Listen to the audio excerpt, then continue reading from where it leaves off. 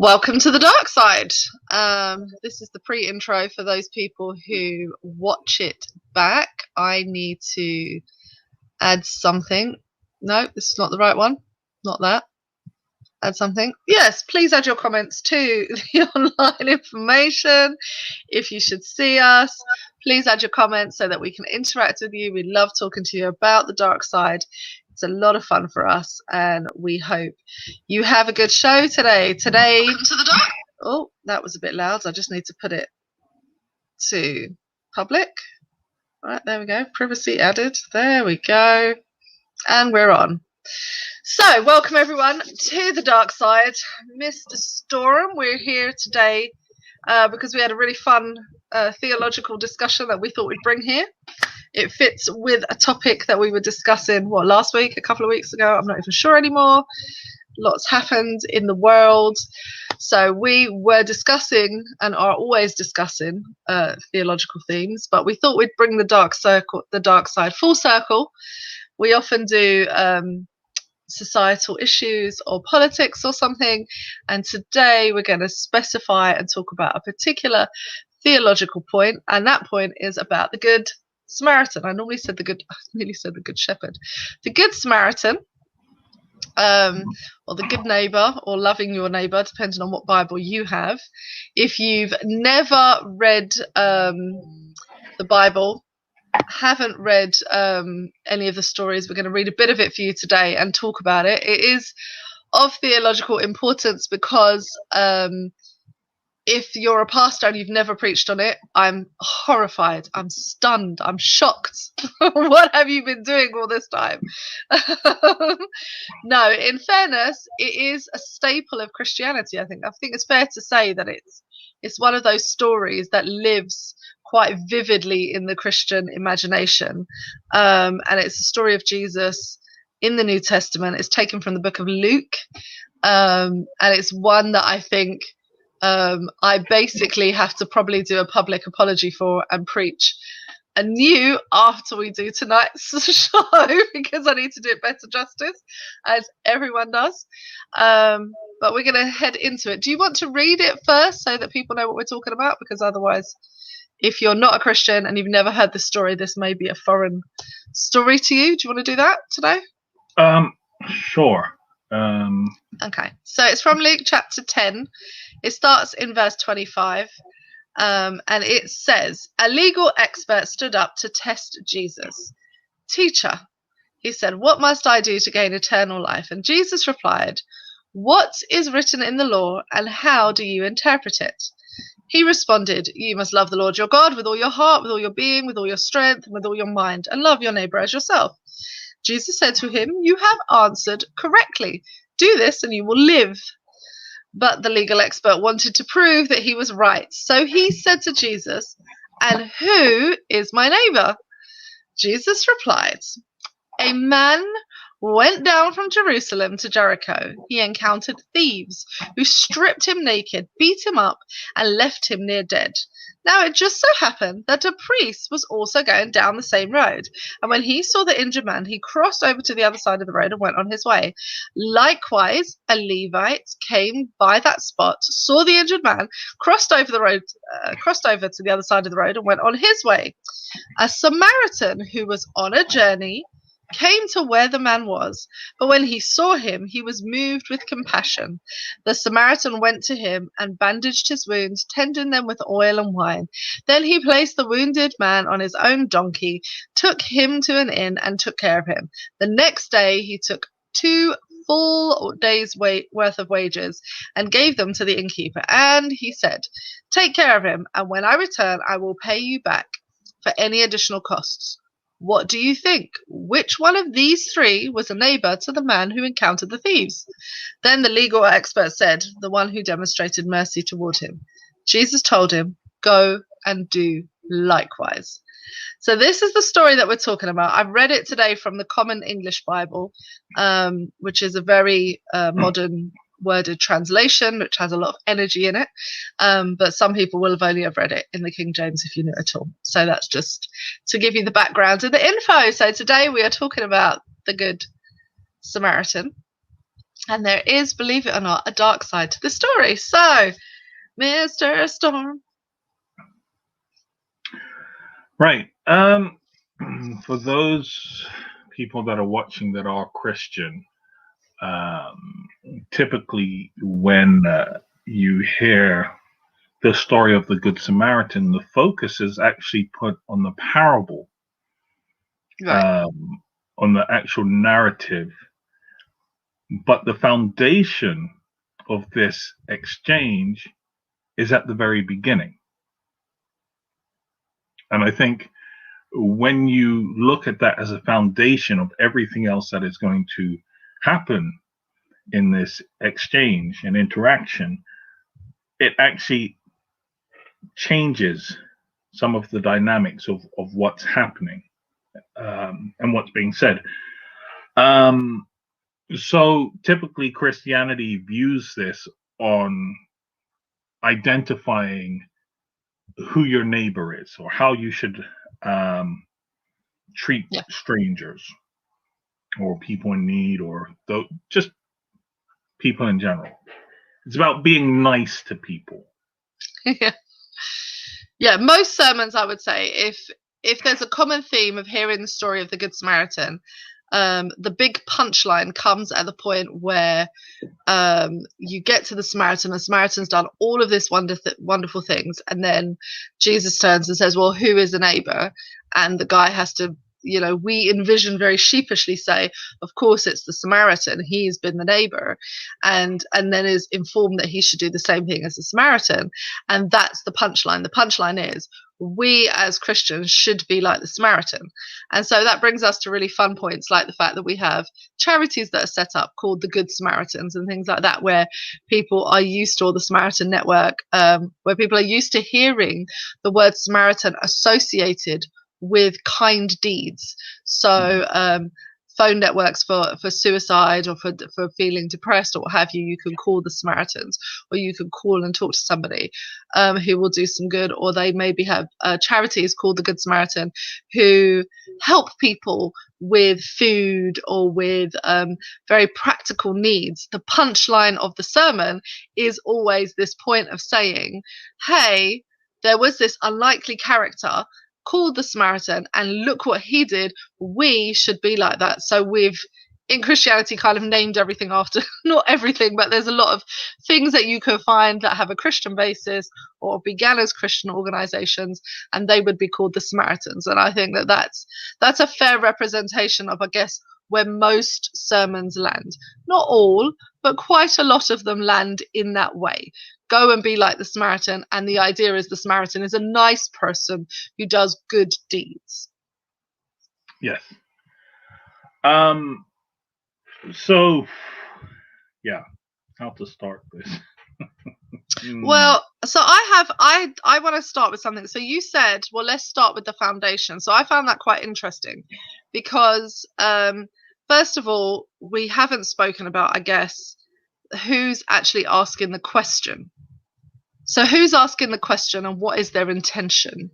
I will be honest and say I haven't given that much thought because I follow, the tradition I'm born out of. So I've told the story in the ways that you've said. I'm guilty of doing exactly the same thing, of telling the story focused on what Jesus says, but the narrative that comes before, I haven't been focused on. So I guess the first thing for me is, okay, so what comes out is, what is a legal expert? So in this time, what's a legal expert? Or who is a legal expert? Well, an expert in the law, in modern parlance, a lawyer. He's in essence a lawyer. Okay. And despite, listen, you know me, I'm just going to say that it is. Despite what John MacArthur might say, okay, a lawyer in this sense, because what John MacArthur does is he tries to make a differentiation between this lawyer here and the role that a modern lawyer would have. He says, he's an expert in Old Testament law. Well, understand this, to the Jewish nations and to Jewish people, Old Testament law is the law. Yes, they're governed by They are still subject to Roman laws, but they had a certain amount of autonomy, and so they were left to themselves, and the Old Testament law was the law. So you would have this person who's a lawyer who is an expert in the law. Right, and so just two things you've said right there. So, I mean, John MacArthur is not a friend of the show. He'll be no friend of ours in any way, shape, or form, because it's a female pastor and he's got some issues, bless him. But there is a very famous sermon of his. So this is what you're alluding to now. There's a very famous sermon of his where he speaks about the Good Samaritan, and quite frankly, it's a terrible sermon. It's like really damning. It's not a good sermon. If you want it, I'm sure we can link it for you. If you really want to torture yourself, we can link the sermon in the comment section for you. But what he tries to do in the first instance then is to add who the characters are. And in this way, he differentiates in a way that is derogatory to the people of the time. So yes, there is a difference between practicing law in the 21st century and practicing law in the first century. Like there is basic differences. Like courts and stuff are very different. But he's not doing it to the credit of the people. He's not doing it to the credit of the system. He's actually being derogatory towards the people at that time, and what law would have meant, and what the legal systems would have been like. Well, I think it's more than that. When we did a Darkside, it may have been last week, we spoke about the anti-Semitism within Christianity. And I think when you listen to that sermon, you can't help but see the anti-Semitism in what he is saying. Right. It's not so much as though he's saying, it's different. What he does is dishonest, because he discounts and discards the very notion that this expert in the law is actually a lawyer of the law. Right. Somehow, so, yeah, it's a derogatory comment. It's not a distinguishing comment. So, like, if I'm going to preach a sermon, I would distinguish so that people understood that we're talking about the Torah. And the Torah has different rules and regulations that surround it. The way you practice law can be very different. So let's not put on our 21st century legal minds and walk into a court here, because law doesn't work in that way. But it is still a legal conversation that's happening from somebody who would be very learned, who would have learned way more information than I would ever claim to, and would know the Torah in ways that we wouldn't have, and would have had to learn all of the rules, would have had to learn every regulation that the people would have had, and how to practice that, what cases he would have had to bring before the Sanhedrin, etc. It's a different system.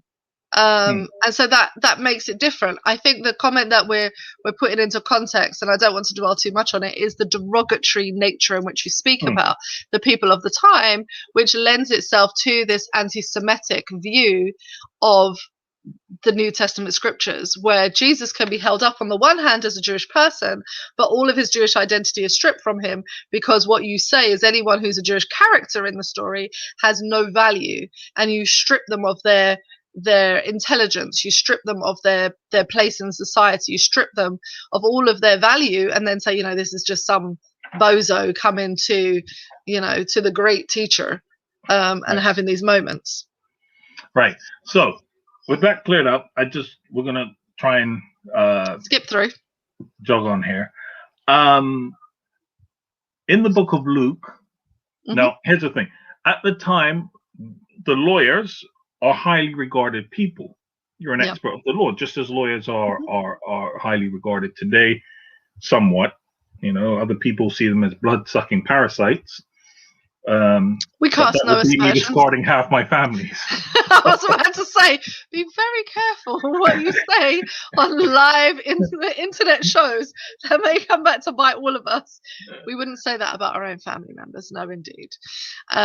Yes, but they're learned people. They have education, etc.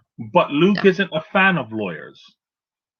But more importantly, what happens in the address or in the first text is that the lawyer addresses Jesus as teacher. Mm-hmm. And when you look through the book of Luke, anytime Jesus is addressed as teacher, or nearly every time Jesus is addressed as teacher, expect the following interaction not to go well. Okay? So if you turn to Luke 9:41. Okay, let's go. Let me see. 9:41. I'm just going to give you a few examples. He's going to kill us here. We're going to be running in our Bible. Let me see. 9:41. All right, so Jesus answered, "You faithless and crooked generation, how long will I be with you and put up with you? Bring your son here." Dear, that's not nice, is it? I'm guessing someone. Verse say? Does it tell? It tells you how he's addressed. A man from the crowd calls teacher. Teacher, I beg you. A couple verses back, so 38. A man from the crowd shouted, "Teacher, I beg you to take a look at my son, at my only child. Look at the spirit seized upon him without warning. It screams, it shakes him. I begged your disciples to throw it out, but they couldn't." Yeah. So now turn to Luke 11:45. He's going to have me running in this Bible, you know, people. 11:45, did you say? Mm-hmm. Okay. Oh, look, here we go. One of the legal experts responded, "Teacher, when you say these things, you are insulting us too." Jesus said, "How terrible for you legal experts too. You load people down with impossible burdens and you refuse to lift a single finger to help them." He's not impressed when he gets called teacher. Yeah. Do you know, I can only liken this to being called pastor from my family members. So as soon as one of my family members or long-term friends leads a sentence with pastor, you see how I kiss my teeth? Like, I know that nothing good is going to happen next. Nothing good is coming out. So that's how I feel Jesus has responded. I'm just saying. Do you want the final example I was going to give, or shall we just move on? We can move on. You've made your point, baby. It's all right. All right. So with that in mind, when you look at the interactions in which Jesus is addressed as teacher within the book of Luke, you need to keep the tone of that conversation in mind for what's going to happen next. Okay, good. All right, so he's not happy when people call him teacher, which sounds ironic because, of course, it sounds to us like a respectful term. Like if we call you, if in Jewish culture we call you rabbi, that's the word for teacher. That sounds almost respectful, but he's never impressed because clearly the undertone of the naming is not done with any respect. Well, for Luke, the correct way to address Jesus is Kyrios. Is Lord. Okay. Yeah. Right. Good. Okay, so we know that whatever the undertone of rabbi is, Jesus is not going to have a great interaction with the person who's saying, or he is going to have a great interaction. The other person is going to feel offended. One of those.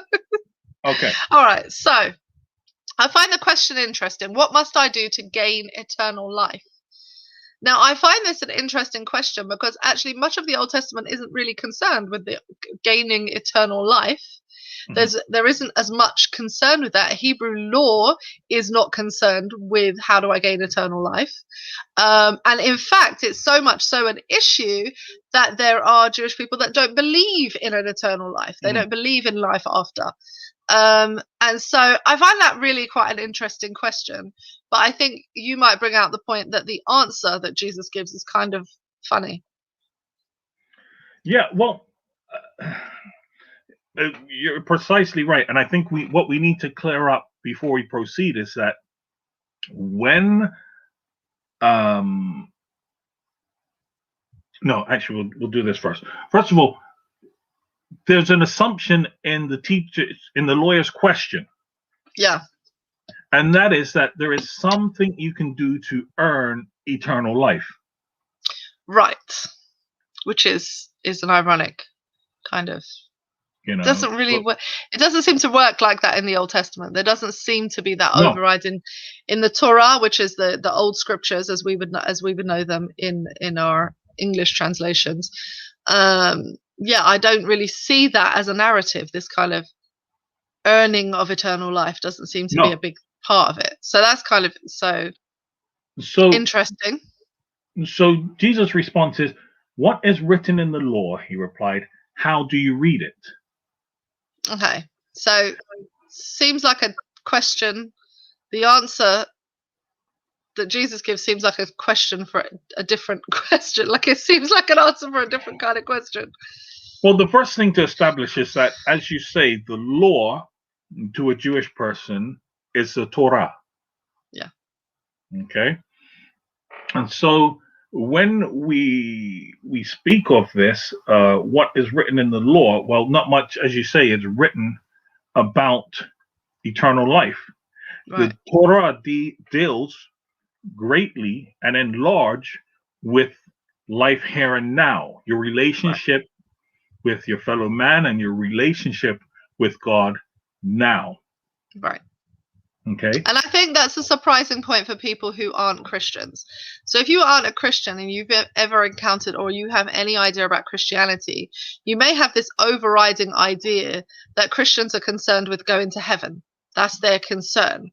When actually the Christian Bible is grounded in life lessons about your life here on earth and your relationship with God in the here and now. It spends very little time, particularly in the Torah, with the hereafter. It spends all of its time concerned with how are you going to live side by side with people right now, and how are you going to live with your God right now. And that's its major concern. So when Jesus says, well, what's written in the Torah and how do you interpret it? That's the backdrop to which he's speaking of. So Jesus' response is interesting because on one hand, it is on surface value, or on the surface, looking at it on the surface, it might seem like a legitimate, normal response to prompt thought and conversation. Right. But remember, Jesus is dealing in the book of Luke, Jesus is dealing with someone who's just called him teacher. Right. Okay. Okay. So you now have a focus. Jesus's response is a focus on the literacy of the lawyer. Okay. So he's asking a literate question. What is written, and do you understand it? In modern context, in modern language, that would be like saying, "Can't you read? Don't you understand what you're reading?" Right. Okay. But the lawyer has a great response, I think. But I think we need to acknowledge that the tone of the conversation is an adversarial one. Right. Okay. I mean, I'm cool with that. What's happening here is adversarial. Right. Okay. And I think what you then see. No, we'll proceed. We'll proceed before I mention that. Okay. So the lawyer answers. Do you want to read what the lawyer's answer is? Yeah, I think he does a good answer. It's the one that we all know. It's quite famous. You must love the Lord your God with all your heart, with all your body, with all your being, with all your strength, and with all your mind. And you love your neighbor as yourself. Those are the two great commands. Jesus himself has quoted those elsewhere. So he's standing on good ground with this answer. This is a great summation of the Torah. This is good. So, and Jesus says that. He says, you've answered him correctly. You do this and you will live. Yes. And so what the lawyer does is he answers from his background, from the law. Okay. Are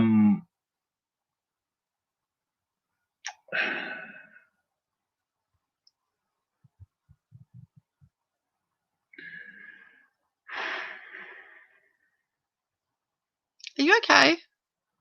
Yeah, I'm just trying to think where to take the conversation now because my notes are just all over the place. What is happening here is that the lawyer is answering from two different books. The first one is Leviticus, or the first part comes from Leviticus 19:18, and the other part is from Deuteronomy 6, verse 5. But it's the Shema, isn't it? And part of these huge prayers that we say. Yeah. Yes. No, this isn't the Shema. This is another one. Yeah. But the answer, by taking from these different parts, shows that the answer that he's giving is an all-encompassing approach of the law. Okay, so it's like, yeah, I'm taking the two parts, but they're from separate areas. It's to demonstrate the entirety of the law. So Jesus says to him, you have answered correctly. Do this and you will live. Right. So we're on to a winner. Fine. I feel like the conversation, yes, it's adversarial, but it has gone well. This for me is now the kicker.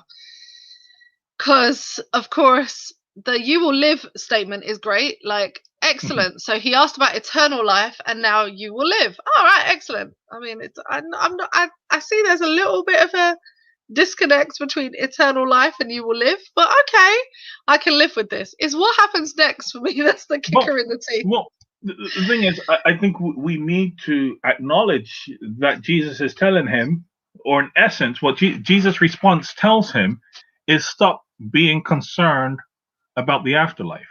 That's above your pay grade. That's none of your business.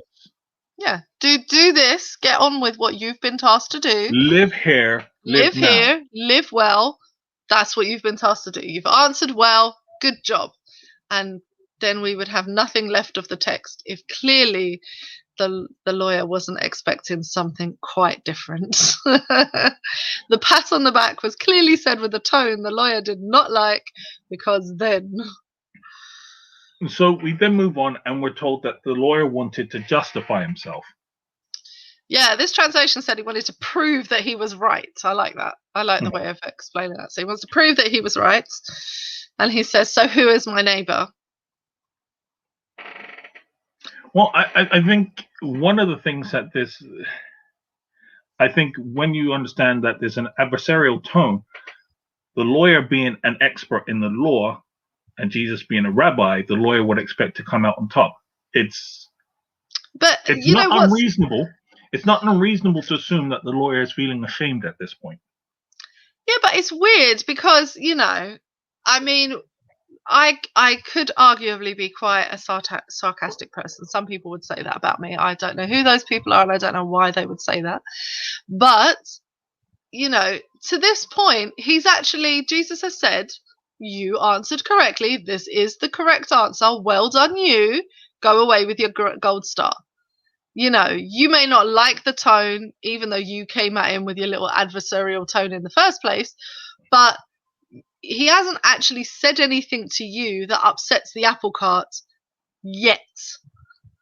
He's kind of patted you on the back. So the fact that you now feel like you still have to further justify yourself and come and prove yourself in the conversation says more, I guess, about the lawyer than it does about Jesus. No, it's a lot more about the lawyer, but I think we established that at the beginning where Luke says the lawyer wanted to test himself. Yeah. He's still trying to prove a point. He's still trying to prove a point. He's still trying to do that. And so would you say then the point that he's trying to prove is to back Jesus into some kind of corner about who your neighbor is? Is that ultimately the point that he's trying to prove? Or do you think he's trying to get away with not doing something? No, I think the interaction, the exchange, the encounter begins with the lawyer just wanted to prove himself smarter. Okay. I don't think he has any genuine argument or point. Yeah, because it doesn't seem like he does. I mean, Jesus asked you a question, you answered it correctly. He said you answered it correctly, and now you're still trying to prove yourself. And you've come up with this jumping to another subject. You're jumping to another subject, precisely. Okay, so this is just a tit for tat in terms of intellectual minds. Yes. Where have I experienced that before? I don't know. Where? Anyway, moving swiftly on to what he asked, who is your neighbor? Which is an interesting question, because you always say if you're asking who is your neighbor, what you really mean is who do I get to exclude? Like, who is my enemy? Yeah.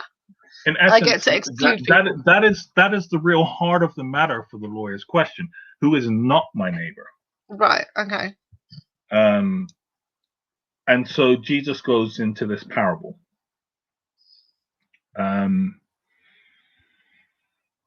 So we have in verse 30 in reply, Jesus says a man was going down from Jerusalem to Jericho when he was attacked by robbers. They stripped him of his clothes, beat him, went away, leaving him half dead. Okay. So, first thing in this is a man. Right. So we don't know anything about this man.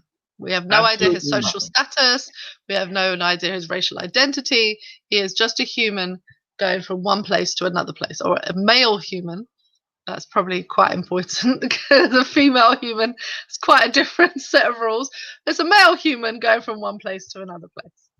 Yeah. So, yeah, okay. And he's going in terms of direction. It's important to note that he's going down from Jerusalem to Jericho. So for those people that have never been to Israel, Israel is set up in the hill country, and when you're going down, I mean, it just feels like you're going up and down all the time when you're in Israel, to be honest. It is quite a landscape. It's a spectacular landscape to set the backdrop to anything. But this idea that you're going to Jericho, of course, that particular road is quite lethal, has some challenges to it. Jericho, of course, people would know from earlier Bible stories. If you've ever been to any kind of Sunday school, Sabbath school program, you would have heard about the walls of Jericho come tumbling down. Jericho is a city that had been reclaimed quite early on in the narrative of the Bible. So these are famous landmarks. These are huge famous landmarks. So I guess my point to bring out here is, now here's a point of ignorance, because I didn't really ever think much about the two places being mentioned. I spent a lot of time thinking about more time thinking about the people than I did about the two places being mentioned and the kind of road that it was on. But you hit me up to a very famous sermon, one of Dr. Martin Luther King's last sermons. It was his last sermon, and it was on this very subject, and he preached. Again, we should really link it in the bio. I'll try and see what I can do and add to the comment section. But it's a really famous, it's a really brilliant exegesis of the text, really powerful. I mean, it's just a beautiful story that he paints, but it knocks on its head immediately some of the ideas that we are used to hearing in our sermons about the Good Samaritan, because it sets it against the landscape of the country, and shows us some information that maybe we as 21st century readers are not familiar with. Because of course, if I said to somebody who's a Londoner, you know, oh yeah, they were down, they were walking from Clapton to Hoxton through Kingsmead, that has a backdrop to it. Everyone would be like, oh Lord, what were you doing? You don't, you know, that immediately you would solicit a response, but from a particular group of people who lived in a particular neighborhood. So when you say from Jerusalem down towards Jericho, it solicits a response from the audience who are hearing it. But me living in the Netherlands doesn't have that response. I don't have that backdrop. So give us some of the insights to this, because I think this is good. Actually, I need to back up just a bit. Oh. Yeah, sorry. The lawyer in asking the question of who is my neighbor is being disingenuous. Okay. Because he's already, in his previous response, he identifies that he already knows who his neighbor is. Right. Right? Because what he does is he quotes Leviticus 19:18. Now, in Jewish tradition, they don't read a verse or a couple of verses like we tend to do in Christian churches. They read, you know, entire passages of text. Well, in fact, you know, let's be fair to them. They read the Torah every single year. Yes. As a whole people. So this is read every year as a whole people. So where Christians tend to read a couple of verses a day, you've got the Hebrew people reading everything throughout the year. So if you go to the synagogue, you will hear the entire Torah being read up to this day. So please just find a good Bible reading plan. Right. So in his response, he gives Leviticus 19:18. Yeah. As part of his answer. What I just want you to do is to go to Leviticus 19, verses 33 to 34. Okay. Leviticus 19. 33 to 34. I'm feeling like you should have had a PowerPoint for this, Anyway, so when immigrants live in your land with you, you must not cheat them. Any immigrant who lives with you must be treated as if they were one of your citizens. You must love them as you love yourself, because you were immigrants in the land of Egypt, and I am the Lord your God. You must not act unjustly in an illegal case involving measures, weights, or volumes. You must have accurate scales, on and on and on the text goes. So he already knows the answer to his question. Yes. I think so. That's a fair point to bring out, is that when we read it, well, he asked Jesus what seems like a reasonable, I'm asking a reasonable question here. I'm making a reasonable statement here, which is, who's my neighbor? Because we're looking at it going from a 21st century perspective, having, some Christians have never picked up the Old Testament, don't really spend time in the Torah, so who is legitimately my neighbor is the question. We see that legitimately. Actually, the legitimacy of the question is ironic, because of course he would have had to study the law surrounding how to treat your neighbor, whoever that neighbor may be, if it's the widow, the immigrant, the poor, and you have the big five in Jewish literature. So of course he already knows the answer to the question is everyone, get over yourself. Yeah. He already knows the answer to the question. He's being disingenuous. And then comes the can we get to the parable? Okay, yes. Sorry. Yes. It's all right, So I'm pushing you on. Yes. So they stripped the man of his clothes, they beat him and went away, leaving him half dead. Right. So it's important that we see that.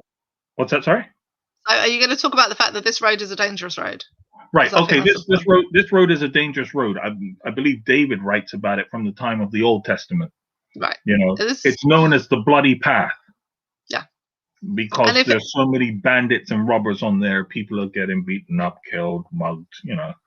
So this was fairly a normal occurrence. This is what the text is leaving us to. This is what Jesus is saying. This is a normal occurrence. There's a man. He's traveling from one part to another part. He's been set upon by robbers. This is a normal occurrence. People would have seen this or heard of this. They would know that this happens. Right. So, so they stripped the man. Now, here's the thing. Poor people at this time typically couldn't afford another change of clothes. So the man's clothes would have been valuable. Yeah. Okay. So that's why they take his clothes. Makes sense. So that's why his clothes are gone. Then we come to a priest happened to be going down the same road, and when he saw the man, he passed by on the other side. Now, because of the way the geography is, okay, you have Jerusalem at the top, Jericho at the bottom. Okay, so we know that the priest is leaving. When it says down the road, we know that in this context, the priest is leaving Jerusalem and going to Jericho, because Jerusalem is some 2,500 feet above sea level. And by the time you get down to Jericho, you're 1,000 feet below sea level. Right. You're approximately 1,000 feet. So I think go on. So when it says down at this time, when they say down, you're always going down from the temple when you're leaving, or Jerusalem when you're leaving, and you're always going up to. And that's simply a matter of geography. But that's not necessarily something that a modern reader would get.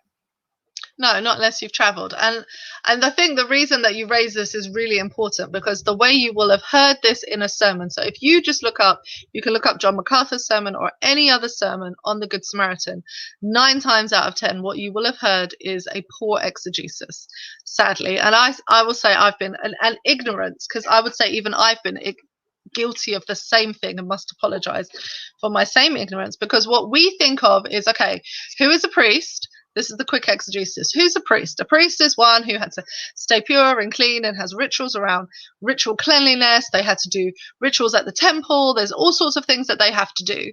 And so therefore, should they have been traveling on a road and seen somebody with blood, we know that blood makes people unclean, they would have been like, no way, I can't be near that, and would have crossed. Of course, there's a little bit of ignorance. There's a little bit of this is where the dark side comes in, because of course there's a little bit of ignorance in there for some people. They just don't know beyond what they know. They're not widely read enough, which is a challenge, because a lot of pastors have very little time and therefore don't have great theologians that we get to work with that help us out with our knowledge. But so there's that, but there's also a history of anti-Semitism. So of course it's automatic that you would view the priest negatively, not in a normal human reaction.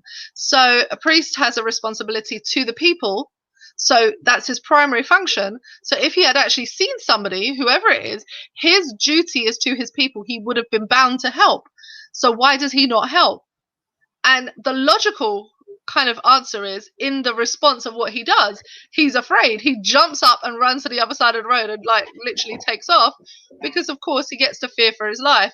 And I think that that's important to note, that you said, listen, he's coming down from the temple, his priestly duties are over. This is nothing to do with cleanliness or uncleanliness. This is nothing to do with seeing blood. This is a human reaction, and he should be afforded a human reaction. He should be allowed to be human. But the dark side, of course, will just point out that, you know, the historical telling of this, rendering of this sermon, particularly in most, I guess, if we have American viewers, evangelical churches, but in a lot of Christian denominations, would have been focused on the priest being uncaring. And that would have been literally failing at his very function if that was what was happening. And it doesn't seem, from what Jesus is saying, that there is a failing in his function. That's not the point. He's not attacking him failing in his function. He's saying they're going down on a very dangerous road. This is a very normal occurrence. And what the priest's reaction is a very normal reaction of fear and run. Like, that's, you know, I'm off. Could it be me next? Is there a safe space to stop? You know, that sort of thing. And I think what you raise an important point is in this, and you're absolutely right. There is no condemnation from Jesus. He doesn't cast judgment on the priest or the Levite. No, you know, it's just a matter of fact. They cross the road, and you can automatically assume, like, this is a normal response. What they do is a normal response. It is in contrast to their functions, of course, because a priest is expected to look after the people. A Levite would be expected to stop and look after the people, absolutely. But it would be normal for anyone listening to that to think, I don't know, if I was walking down that road and I had seen somebody lying bloodied in a pool half dead, I would assume they're dead and I would run for my life because I could be next.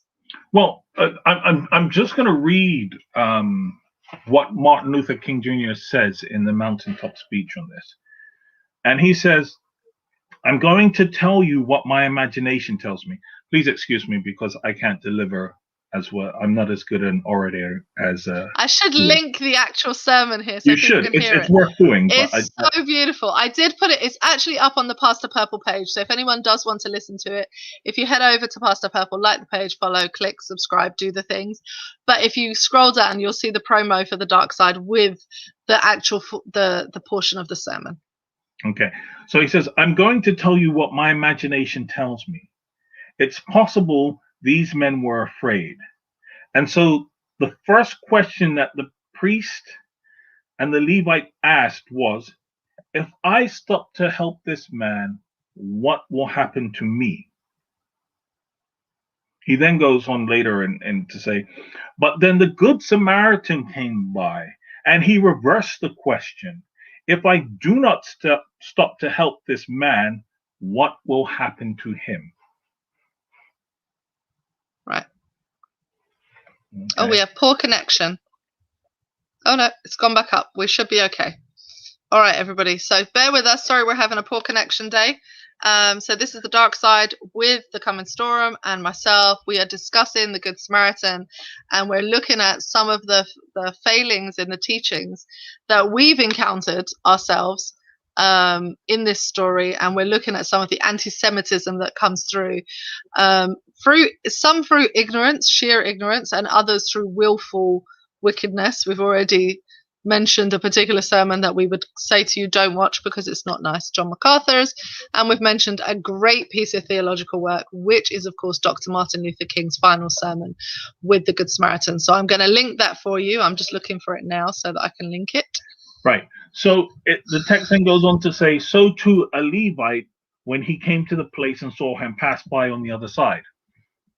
So we know that the Levite is also leaving Jerusalem. Right. And going down. Right. So one of the typical arguments given is that the priest is, as you mentioned, is concerned about purity. And he's not meant to touch a dead body.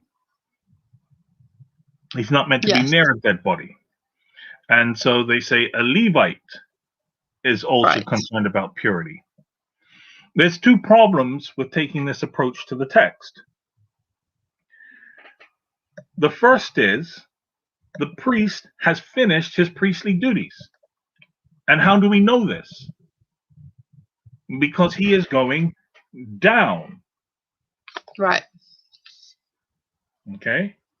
Right. The same with the Levite. We know the Levite has finished his priestly duties because he is going down. Right. So all the priestly duties are at the top of the hill. They're walking away from their place of work. In our case, it would be walking, you finish work for the day, week, whatever you're there for, and they're on their way to Jericho for whatever personal business reasons they have. So here's the thing. So on its face value, the purity issue goes out the window, but what also kicks it to the curbside is the fact that you can argue that the priest may have been concerned about purity because he's not meant to be near a dead body, but you cannot make that same argument for the Levite because he's not bound to the same purity standards. And so even today, a priest will not go into a cemetery. A Jewish priest does not go into the cemetery unless it is the funeral of an immediate family member. Right. However, those that carry out Levitical duties do enter cemeteries. Yeah. So it's different systems. So the argument that the Levite could not have gone and tended the man because of purity laws and purity issues falls by the wayside. Yeah, it's a non-plus. So I think once again we come back to Martin Luther King Jr.'s idea that these men were afraid. And I think the text supports that by saying that they cross over to the other side. They go far away. They go, I don't want to be anywhere near that. Yeah, I'm not trying to get dead. And the thing is, I think you raised a really critical point when you were explaining it to me. You said, well, Tabitha, it would be like you being out and about, and you were traveling by yourself alone, and it was one of these dark roads, and you saw something that looked like a dead body or something. What would you do? And I was like, call the police and run for my life. I'm not going down there. I'm not. I mean, maybe that's a particular response from a particular type of woman, but yeah, I mean, if it looks like it's a lure, is it a lure? Is it a trap? Is it a way that I'm going to die? Are the bandits still there? Are they waiting and hiding to see who stops to help? I have a variety of questions that I would ask, and in a 21st century context, I would say, my response would be to call the police and run. I'm not sticking around. I'm not trying to be anywhere near that because, and that sounds heartless, but that would be my first response. My second response may be different, but my first response is going to be afraid for my life. That's the reality. The Good Samaritan, this story challenges that. It challenges that very essence of, what your priorities are. But I think it's still something to be aware of, is that we can look at this from the anti-Semitical history that we have as Christians and stand on that tradition, or we could say, no, there is a perfectly legitimate human response and they are allowed to have that. Jesus isn't saying, don't, he's not standing in condemnation. He just asks you who's the good neighbor in this. Yeah. So we then move on to verse 33 in the Samaritan. But a Samaritan, as he traveled, came where the man was, and when he saw him, he took pity on him. All right. Now, there's a difference in the introduction of the Samaritan versus the Levite and the priest. Yeah, so you want to highlight the fact that, of course, both the priest and the Levite are given directionality so that we know some things are excluded. Because, of course, if they were going up to the temple or if it was anywhere near the temple, there may have been a different response from them. But there's a directionality, whereas the Samaritan is just on a journey. Going where, doing what, who knows? I think the directionality or the lack of direction for the Samaritan indicates that it would be irrelevant to the Samaritan. Well, yes, but also isn't it irrelevant to the Samaritan anyway? Because doesn't this now get to different ethnic groupings out of one people? So, of course, we're talking about a regional group of people who live side by side, in some cases town by town. But we know that there is a history between Samaritans and Jews at this point where they would literally walk for miles to avoid one another. They would go round the outside of cities instead of going directly through, which may take extra time on your journey. It's not like driving around the M25 to avoid going through central London, which is, the better thing to do. They would go around the town, which would be more treacherous, more difficult to avoid going through a Samaritan village. And this idea of these kind of, they are a people who are looked down upon by the people that Jesus is talking to. Yes. And we're going to come to that because Samaria was known by a different name. It wasn't always known as Samaria. In the Old Testament, it was known as Shechem. And so there are important historical things that happened in Shechem. One is the rape of Dinah, and the other one is where Abimelech kills the prophets in Judges 8 or Judges 9. So when you invoke Samaria and Samaritans to a Jew at the time, what you're essentially saying is a murderer and a rapist. This was how this is how they viewed the people. They have stereotypes just like everybody else, right? Yeah. So there's are not good stereotypes either, and I think that's important to note because, of course, the story begins with you're on a rough road in a rough neighborhood, and there's nobody for miles. It's an empty road. It doesn't have very much happening along it, and you get jumped by bandits. You get beaten and whatever, and along comes a person you think is of the same class as the bandits. You think the people who jumped you really were Samaritans, and along comes a Samaritan. That it flies in it's that moment of aha, here's the kicker of the story. It flies in the face of the cultural norms of the time, assumptions. Yeah.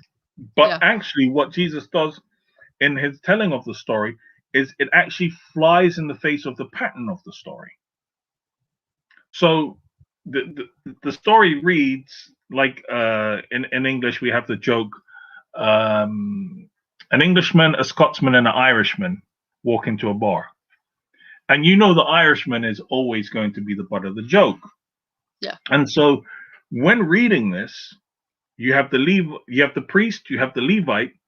The next it should be like a fisherman or something. The next natural assumption will be just a Jew, a normal Jew, like a fisherman, not of the priestly caste. Yes, so it would be a priest, a Levite, and a fisherman walk into a bar. That kind of joke. Yeah. And in this case, it breaks that convention because it goes with somebody completely different. All the way left. He just went out there. He was like, you thought I was going to fishermen, but here, what? I brought in your natural enemy. Voila, here is the knight in shining armor. Right. And so we have the Samaritan. The Samaritan takes pity on him, and he bandages his wounds. He pours on oil and wine, puts the man on his donkey, takes him to an inn, and takes care of him. Yeah. So there's a couple of things that I think is important to bring out. One, Jesus uses the same words that the author Luke uses for him. So Luke often notes that Jesus, when he meets somebody who's in need, he says that Jesus was filled with compassion for the person. So now Jesus is using those same words to describe how the Samaritan is going to behave next. He uses the same phrase. He's moved with compassion. And so that's interesting. That's one thing that's quite interesting, because it puts the Samaritan in the role almost of likening him to how Jesus behaves, which is an important thing. The other thing that I know you're going to bring up, so I'm just going to jump in and just keep us moving there, is that you brought this up earlier, which is, and so I'm going to be quick on it, people only had one change of clothing. And this is not the 21st century, so they don't have a first aid kit on their donkey. So where on earth are the bandages coming from? And of course, he would have to rip his own clothes to get some bandages to really tie this guy up. He's going to have to put himself in a vulnerable position to be ripping his own clothes, which would then involve maybe some, I'm now wearing less than I was before. This makes me vulnerable, and helping this guy.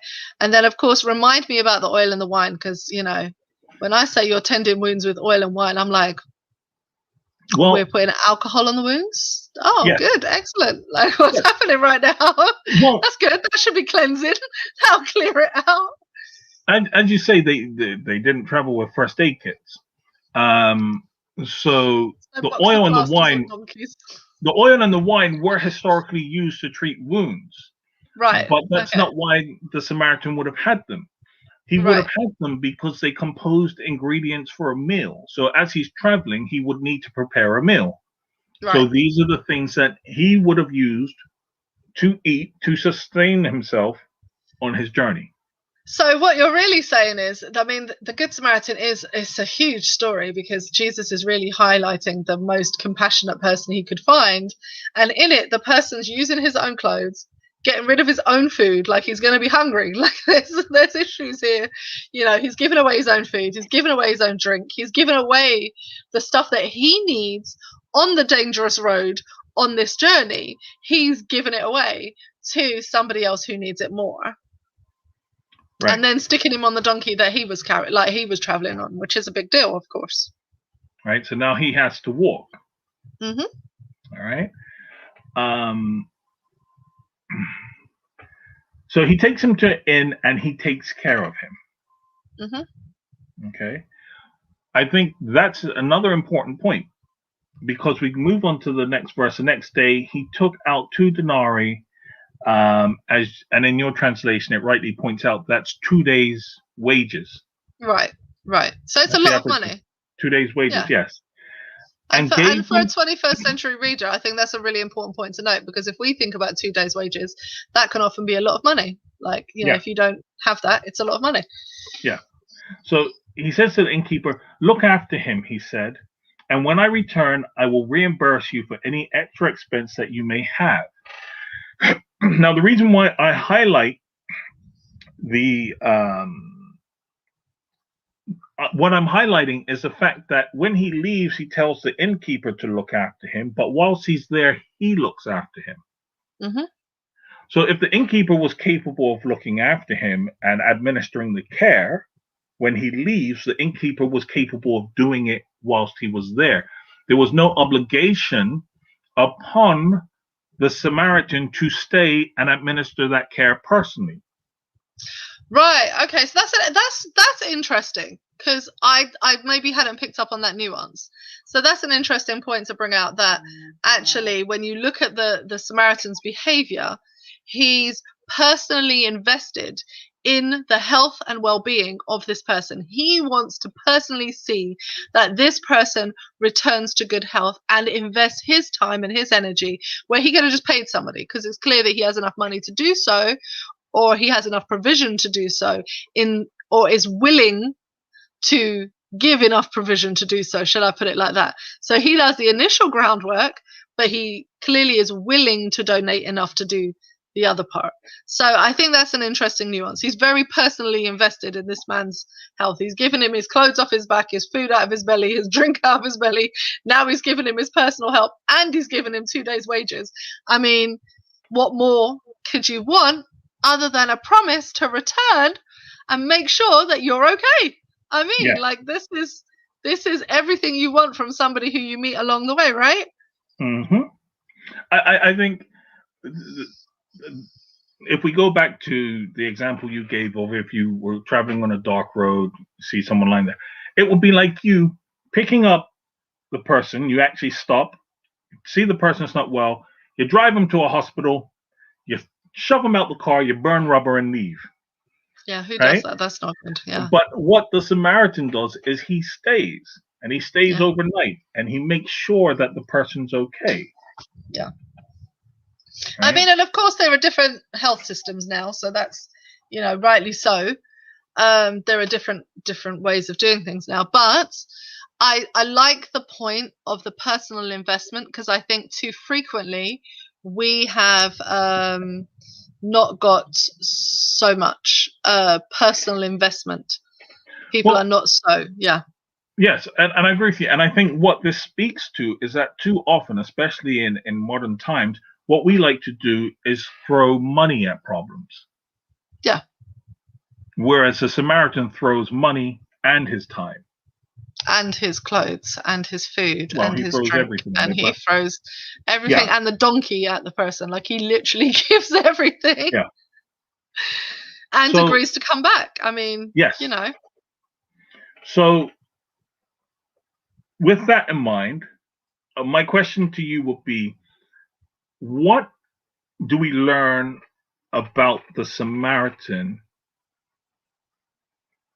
in these verses? Okay, really going to put me on the spot. So people at home listening to us chat, what do we learn about the Samaritan? You put your comments in, I'll read them out. How about that? Why are you going to put me on the spot like that? I mean, honestly, jeez. No, so if you have some comments about what you think about the Samaritan, put them in the comments, of course. So I think there's a couple of things. One is that obviously he's compassionate. We see that from the very beginning. Compassion is something, but it goes beyond compassion. Like, I can feel compassion towards something and do nothing. He feels compassion, and then there's action. So he has an active component to his compassion. His compassion drives him to do something, which I think is remarkable. I think another thing is, obviously he's quite prepared. He's obviously a person who's prepared. He's ready to go into action. So he has some means by which he doesn't just think about the here and now, but he's thinking about, okay, I'm going on this journey, I'm going to need all of these things, and he seems to actually have a plan to what to do if I encounter something. There seems to be a plan there. He's financially savvy. That's something that really strikes me about this text, because you got to have some money to be able to put some money somewhere. Do you know what I'm saying? You got to have something, or you got to be willing to part with something. So you've got to have some acumen. And for me, this reminds me of a very good friend of mine, a very long time ago, who was a student, and what he would do is he would have chocolate bars in his backpack. He was like, I never had a lot of money, but whenever I got like chocolate, he was not really a chocoholic, unlike me, and he would have chocolate bars and stuff in his backpack. So if he ever met anyone in need, he always had food ready to give. He always wanted to be ready to give. And that sort of preparedness, planning with what you have, I've got in my hand this, I can save it, I can use it, I can store it up. So he's like a good steward in some way, because he's able to use his finance, his means to help others. He's also trustworthy because he gives the innkeeper 2 denarii, which is the 2 days' wages, but then says to the innkeeper, I will return and pay you the rest. Now, the innkeeper doesn't respond with, I'm only going to use this and whatever. There seems to be an element of trust there that this man's reputation or this man's, there's something about him that is trustworthy, that he will return and he will pay. Like, he's not going to leave you out there. So I think that aspect is really fascinating, because there's this whole trustworthy aspect. So there's quite a lot to the Samaritan, even though there's only like 3 verses dedicated to this poor human that we've now dissected, this imaginary man. Yes. What about brave? Yeah, listen, because 21st century, right? There's places I wouldn't stop. What about generous? Yeah, well, I was saying that with the planning and the money giving. I said generous-ish. Okay. See, y'all should have helped me out in the comments section. Why you don't help me with the things that the person is? Come on now. Go ahead. And I think there's a key one as well that I think you've missed. In saying that he is trustworthy, you miss out the fact that he is trusting. Okay. Yes, that's true. Because he is trusting the innkeeper to actually look after the guy and not overcharge him when he returns. Yeah, that's true. He's not questioning people's motivations. He's just doing what he's doing the thing. Although some could argue that the innkeeper wouldn't do very well in business if he does behave like that. But yes. But how would he know? How would the Samaritan know? That's true. We don't know. And of course it's a parable story, so of course those are issues. Yes. Okay. So and I think so we have the promise to return and pay whatever, if there's any extra charges to pay, whatever. One of the things that we should point out is that there are no conditions on any of this aid that is offered.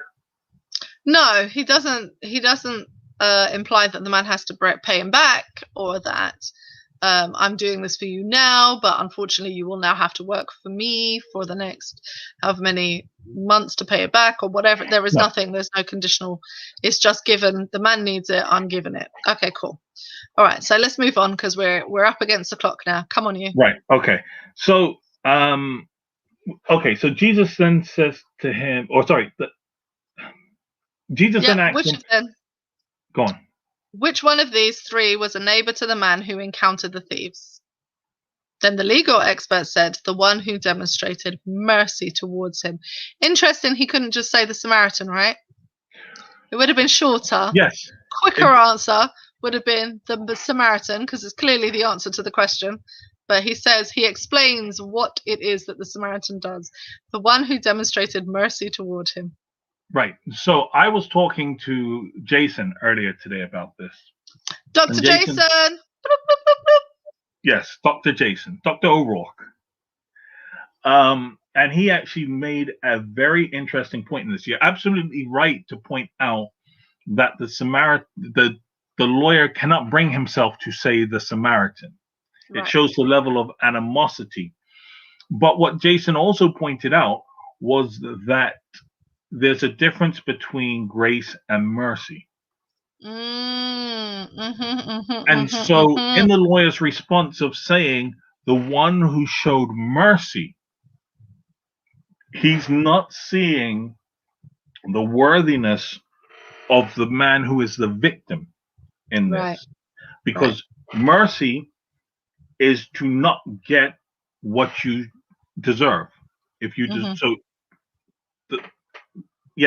whereas I think that's it's all the doubles in there, isn't it? Because he's really trying his best not to be in this story. He's like, he's been shown up, like he tried to prove himself, and Jesus tells a story that actually shows up his behavior and his attitudes, and he's really just trying not to be in the story. He's like, I'm not up for this person. I'm not up to being the Samaritan. This is not about me.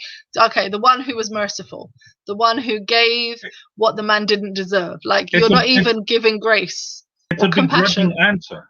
Yeah, right. He could have said the compassionate one. The tone of the conversation, which we spoke about at the beginning, the lawyer's response is a begrudging answer. He's spitting the words out because he can't bring himself to do this. But one other point that I want to bring up out of the story is that the Samaritan, when he takes the man, puts him on his donkey, he doesn't take him to his house. He doesn't take him to another city. Doesn't take him to another town. He takes him to the inn. Presumably, the inn is along the road. It's a long road. So you're going to have inns along the road. Yeah. Okay, it's a long journey. Yeah.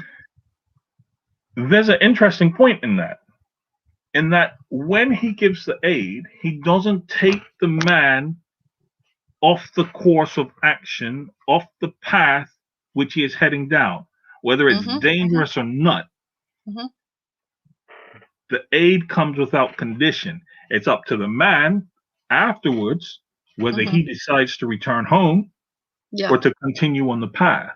What the Samaritan sees in this is that I need to help this person now. Yeah.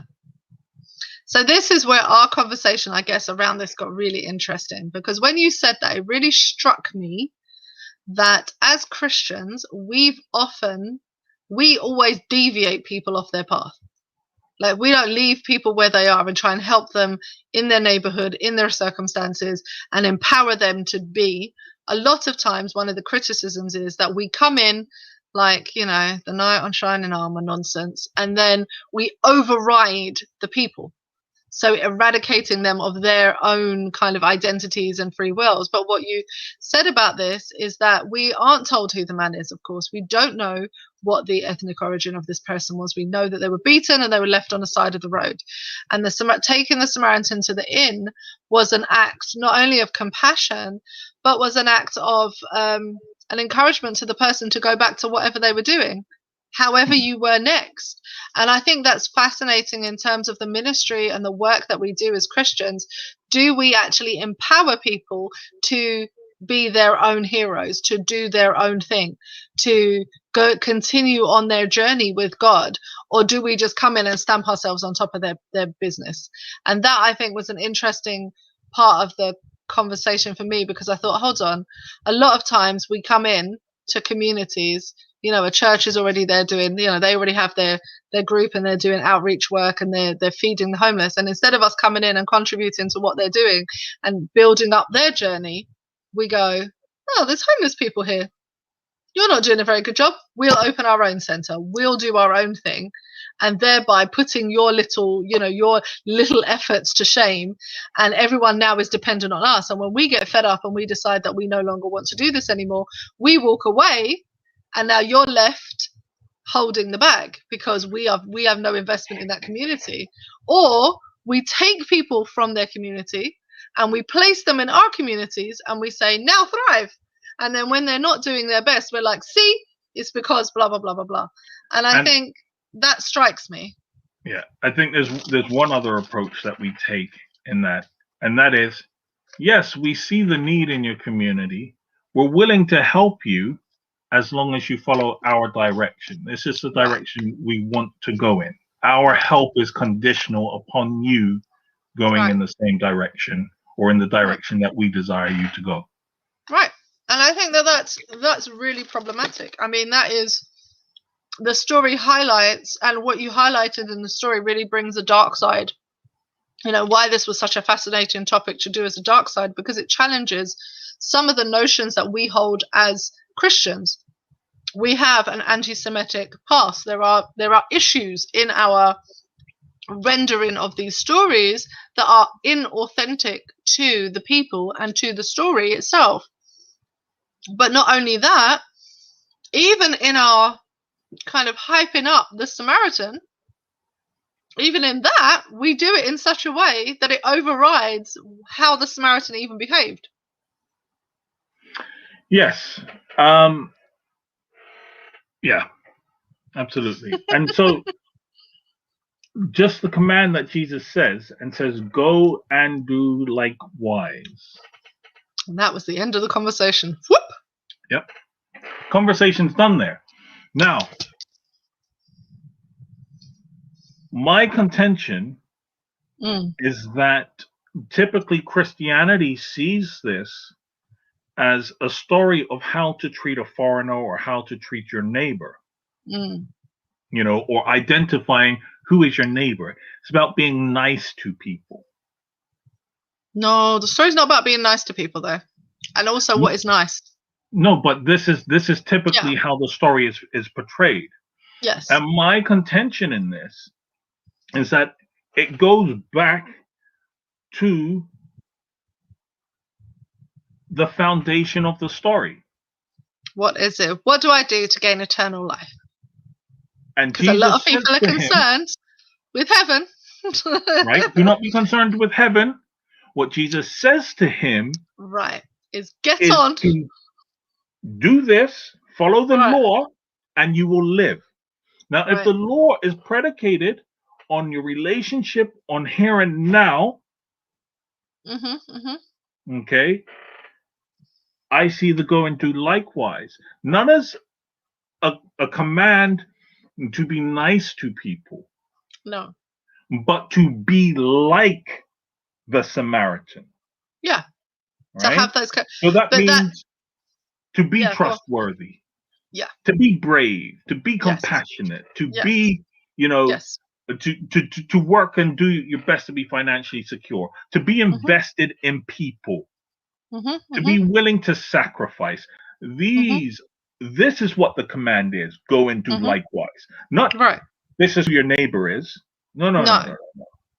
The whole parable, the foundation of the parable goes back to the original question. And the answer to the original question was, do this and you shall live. And so I see the parable of the Good Samaritan as telling us how to live. Right. And I think that's an important difference, because I think, it's almost as if when we hear the lawyer's question, and when we hear the question today, how do I get eternal life? What do I do to get to heaven? How do I get to be on the good side of the books? How do I, all of that variety of questions, depending on your denomination, will depend on how the questions go. A lot of times it's a checklist. What can I tick off? What can I just, if I do these 5 things, will I make it? If I don't do this behavior, in other words, if I don't steal and I don't lie and I don't gossip, can I make it? If I haven't slept with anybody else's partner, if I'm whatever, teetotal, will I make it in the books? And you're not doing it because you're loving God. You're not doing it because you're loving your neighbor. You're doing it because you're trying to get to heaven. And what God says and what Jesus says is he's grounding you back in your reality and saying, hey, what you should be doing is grounded 100% in your life now. Do you love me? Do you love your neighbor? And if the answer to that is no, quite categorically, quite frankly, then why are we even talking about eternal life? Like that's not even a question you need to talk about. Yeah. Deal with what's in your hand. Do with what you have. And I think I like the Samaritan story because it's clearly what the Samaritan had in his hand. He had clothes. He had wine. He had oil in his hand to do with. What do you have in your hand to actually help someone else? How can you love the people around you? How can you be compassionate to the people around you? How can you have an active component to your life as opposed to sitting on your hands? Yeah, absolutely agree with that. I was going to add something to that, and I've forgotten what I was going to add. Oh, sorry, I went off on a tangent again. No. Well, that's what I was going to say. I was going to say, just to add to what you were saying, the Samaritan didn't wake up that morning thinking, "Oh, I'm going to leave my house and look for somebody to be nice to today." Right? You see? Right? what the Samaritan did flowed out of who he was. He was right. And so when I see the command, go and do likewise, the command is to be like the Samaritan. And if I am like the Samaritan, that compassion that the Samaritan had will flow out of me naturally. That when someone is by the roadside, I will stop and help. Right. And to be fair, those are the life transforming moments. I've been on the receiving end of that help, and I have also given that help. I know what it is to receive from somebody that compassion, to be in a position where you were in need and somebody delivered that kind of compassionate response to you, and it can transform your life because it's who they are. It's not them trying to be nice and tick a box. It's not them like, oh, I'm just trying to be kind to you because it makes me feel better, or I've got some ulterior motive to get to heaven, or have eternal life, as the lawyer led with. I want to go to heaven. I want to have this eternal life. I want to live in nirvana. I want to be this good person, and how many stories of our Bible are about people like that who want to get to the good place, but they actually suck at being a good human. You have to be in a relationship with God, and you have to be in a relationship with others. That compassion should flow naturally from you. And it isn't something, I think it's, people often think, oh, well, you're either a compassionate person or you're not. Like, I can't learn to be compassionate. I think it's a discipline. There is a discipline to being compassionate. How do you view people? Just like how we told this story today, and we took our time to unpack some of these ideas that are anti-Semitic, that have these overtones of distrust and abuse in them. Like, we took our time to unpack those. So too does it take time for you to be disciplined to see people and not jump to conclusions and not make assumptions about them that are in the negative. So when we're walking around and you see somebody, what happens in your mind? That's a discipline that you can learn to reverse. Are you buying into negative stereotypes? When you see a Muslim woman, do you have a negative stereotype in your head? When you see a brown person, do you have a negative stereotype in your head? You have to first see the human there. You had to see the humanity in somebody. You had to be able to see them to actually be able to feel that compassion. And that's one of the things that strikes me about the Samaritan story, is that it says he saw, and then he was filled with compassion, and then he acted. Can you actually stand to see humans as they really are? And I think for a lot of people, that's where the discipline actually begins, is in that you can learn to be compassionate. You just have to make some effort. You just have to actually start to think of other people as your neighbor. You had to look around and be like, I see you as human. I'm not trying to look at you as your stereotypes. I think there's a good story or example of this that comes out from the summer. I don't know if you remember, during the Black Lives Matter protest in London, when the right wing came out and a counter protest, and they started fighting with the Black Lives Matter protest. And a guy went down to the ground and was one of the was trapped on the wrong side. Yeah, was going to get killed, annihilated. He was going to get killed. And you saw the Black Lives Matter protester, the black guy, pick him up, put him on his shoulder, and carry him out. Yeah, to his side, back to his people, back to his safe zone. And so what you have there is what flowed out of that person was who they were. Yes. They weren't concerned what will people think. They weren't. Listen, you if you're in those situations, you can quite easily receive a beating too, going in to help. Well, I've seen an interview with the guy who did it, and he actually said that. He said he didn't think about all of that. What he saw was the vulnerability of the human on the floor, and knew that this person was in trouble and he was going to be in huge risk, and all he could see is that he needed to get him out. And I thought that's a compassion, because when he got to the other side, he could have also been met, like he could have been beaten on this side and that side, he could have been caught on this side by being, when you bend down to pick someone up, you're vulnerable. People can kick you when you're down, innit? They could have hit you by accident. But when he got to the other side, equally to put this guy to safety was not a safe space for him. His safe space was back with the people of color. His safe space was not out there trying to help a far-right extremist. That was not where he was safe. And I think the fact that he didn't consider any of that, what he saw was the humanity. This guy was trapped on the wrong side, and he was going to be injured, he was going to be harmed, and the only thing he saw was the human that was in need, and he put that man on his shoulders, and then I think his sons and stuff helped to push him through the crowd to get him to the other side. That is the remarkable Good Samaritan story, isn't it? That response, as I said, flows out of the character of the person. And so when you have this character, you will do as this person did. Yeah. And just one other thing that I want to point out is that the Good Samaritan comes alongside, or the Samaritan comes alongside. Do you know, I actually take issue with saying the Good Samaritan and calling this as if, because it makes it seem exceptional. It makes a Samaritan seem exceptional. Which is not what the story says at all. And that's not what the story's about. So I actually have a problem with saying the Good Samaritan. So what I want to say is that there are people in our society who are like that man. The man in the story has no identity, but we can identify these people in today's society. We can identify them as black. We can identify them as women. We can identify them as members of the LGBTQ community.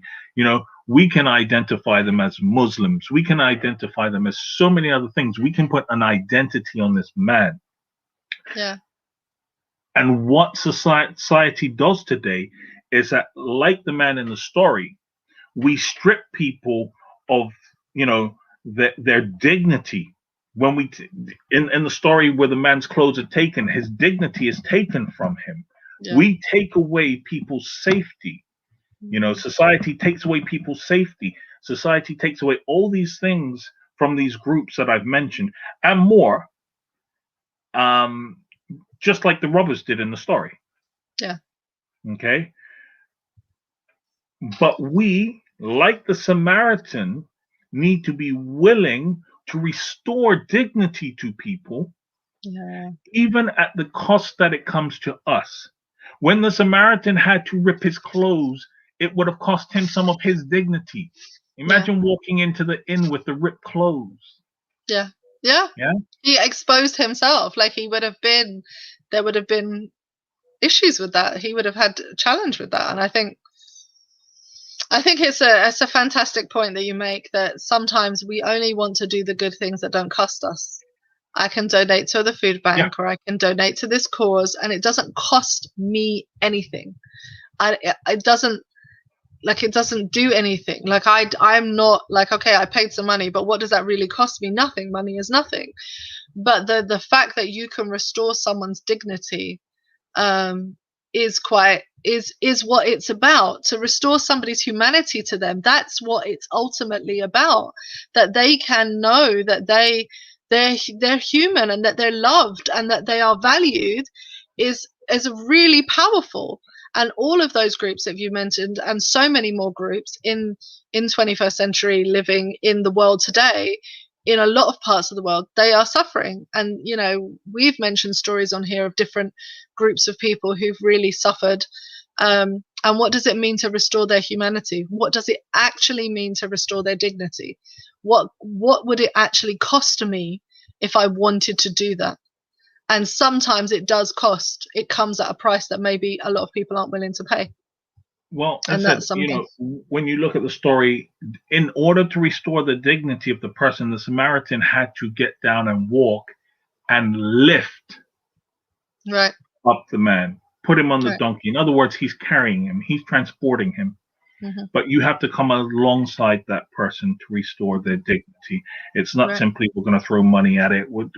No, get to know these people, get involved in their lives. And that's what you see in the story of the Good Samaritan. And it's done without expectation. Yeah.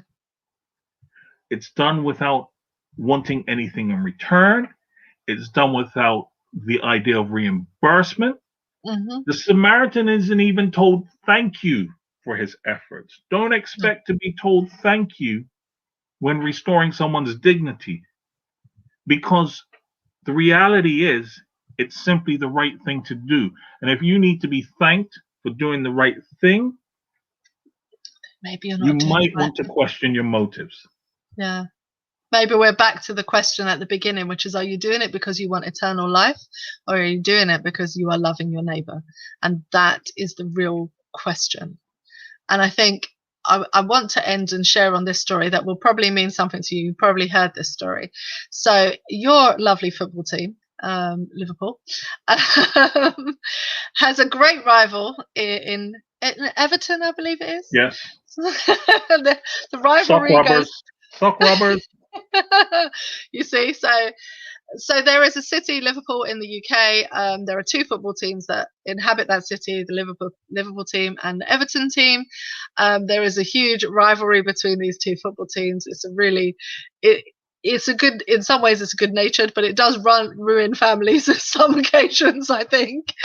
So anyway, one of the Liverpool fans posted a story recently where he had been having a cup of coffee with a homeless person who was an Everton supporter. So he would pass this homeless person, and there was an Everton supporter, and they would rib him up, and he would say, okay, come, let's have a cup of coffee, let's get you warm.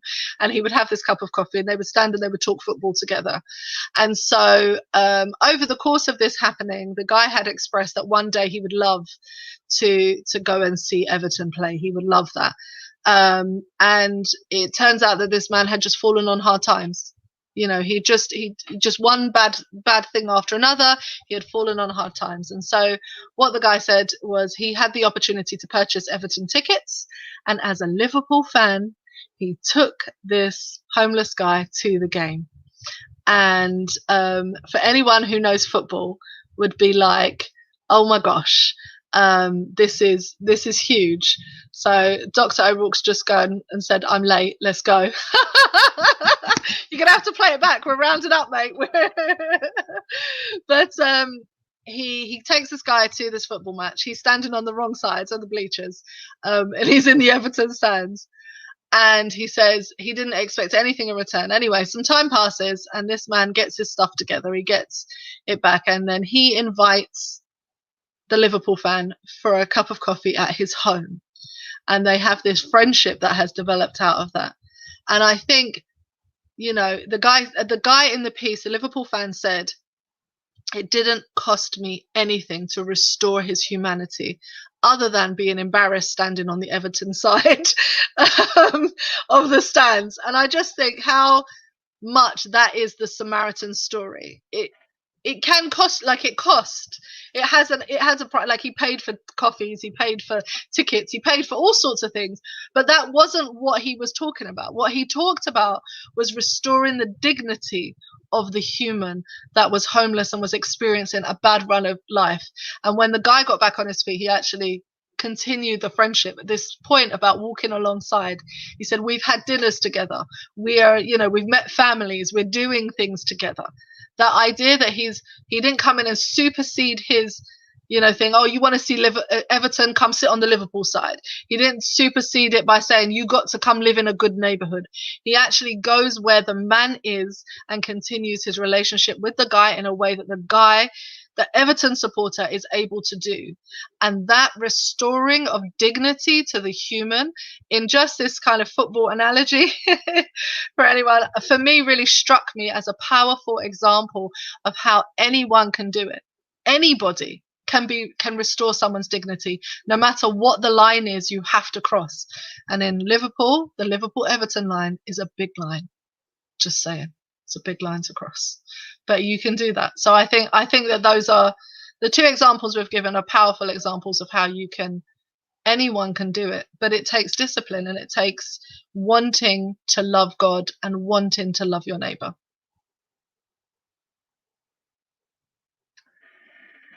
Yes. So you're done? Am I ever done? No, he's going to be talking to me about this afterwards. So for those of you who've missed it, this was the Darkside with the Storm and myself. We were talking about the dark side of the Good Samaritan this time. Well, we don't want to call it the Good Samaritan because we want to call it the Samaritan story.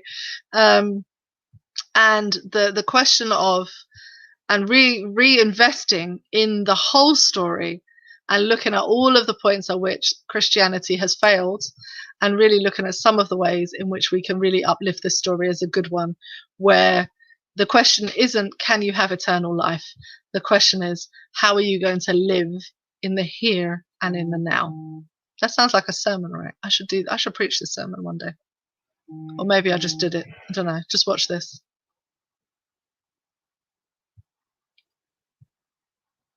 No, go preach your sermon. Righty. Well, we love having you on the dark side. We are always so happy that you come. Next week's dark side, I don't know what the topic will be. Send us your request. We love to do that. Dr. O'Rourke is going to preach this next week. Maybe I should tune into his sermon. I've got a couple of your sermons I need to listen to, brother. But anyway.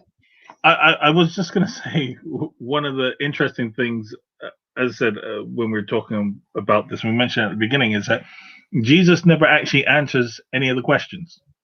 Oh, Jesus never answers questions, though. Right? But that's just like a thing. The Samaritan always knew. Sorry, not the Samaritan. The lawyer always knew the answer. Yeah. Jesus ain't gonna give you that. He answers his own questions.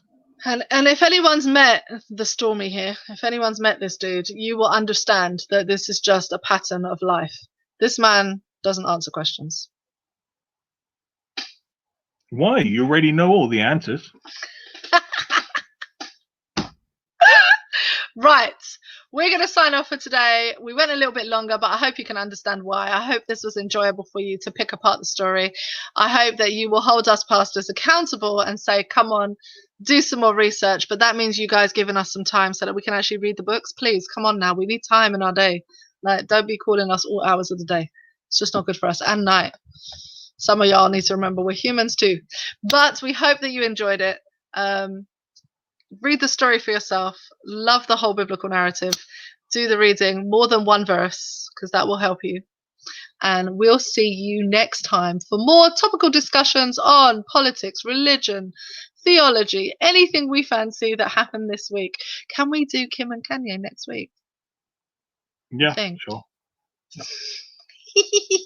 Anyway, peace out. I feel dirty talking about it.